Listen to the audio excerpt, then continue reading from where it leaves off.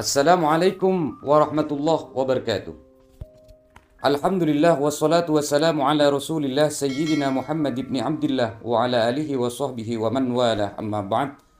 Saudara-saudariku sekalian yang dirahmati oleh Allah, salah satu ibadah yang dianjurkan saat umat Islam berada di bulan Dzulhijjah adalah salah satunya yaitu berpuasa, yaitu puasa sunnah yang dilaksanakan pada tanggal 8 Dzulhijjah dan pada tanggal 9 Dzulhijjah.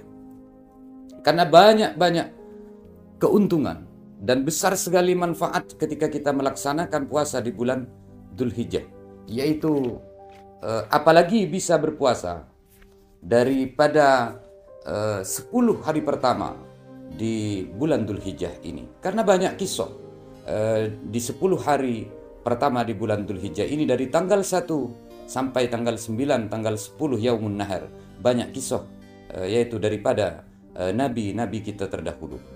Maka disebutkan ma min ayyamil amal salih fiha ahabbun ila Allah min hadhil ayyam, yakni ayyamil ashar, yakni tidak ada perbuatan yang lebih baik, yang lebih disukai oleh Allah daripada perbuatan yang baik yang dilakukan pada 10 hari pertama di bulan Dzulhijjah. Maka perbanyaklah zikir kepada Allah di malam hari. Ketika kita tidak mampu untuk melakukan puasa Dzulhijjah daripada tanggal 8 dan tanggal 9, daripada Yaumut Tarwiyah dan Yaumul Arafah, maka perbanyaklah zikir kepada Allah Subhanahu wa taala. Perbanyaklah memohon ampun kepada Allah. Allah akan mengampuni dosa-dosa kita, baik ma taqaddama min dambihi wa yata'akhkhar, dosa-dosa yang telah lalu. Insyaallah Allah akan mengampuni dosa-dosa kita. Maka ketika orang melakukan, disebutkan di dalam sebuah hadis, ketika orang melakukan puasa sunnah dengan niat seperti di Yaumut Tarwiyah, nawaitu, dengan niatnya nawaitu sauma syahri Dzulhijjah sunnatan lillahi ta'ala, dengan Yaumu Arafah nawaitu sauma yaumi Arafah sunnatan lillahi ta'ala. Ketika ini dilakukan, maka disebutkan di dalam hadis Allah akan mengampuni dosanya sanataini madiyatun wa mustaqbilatun. Jadi Allah akan mengampuni 2 tahun dosanya yang telah lalu, dan Allah akan mengampuni 2 tahun ke depan, dosa ke depan yang sebelum kita berada di posisi depan, yaitu Allah akan mengampuni dosa-dosa kita yang akan datang. Maka mudah-mudahan kita mampu melakukan pada tanggal 8 Dzulhijjah dan tanggal 9 Dzulhijjah. Karena banyak manfaat dan banyak keuntungan bagi umat muslim, umat Islam seluruh dunia ketika melakukan ini. Bahkan itu adalah suatu anjuran sunnah ketika dilakukan oleh umat muslim seperti kita melakukan puasa, yaitu Yaumut Tarwiyah dan Yaumul Arafah. Di pada tanggal 10 harinya yaitu Yaumun Nahar, yaitu hari Idul Adha, di mana hari Idul Adha yaitu kita diperintahkan untuk menyembelih hewan ternak ataupun kurban. Maka saudara-saudariku sekalian, jangan tinggalkan 2 hari yang mulia, 2 hari yang agung.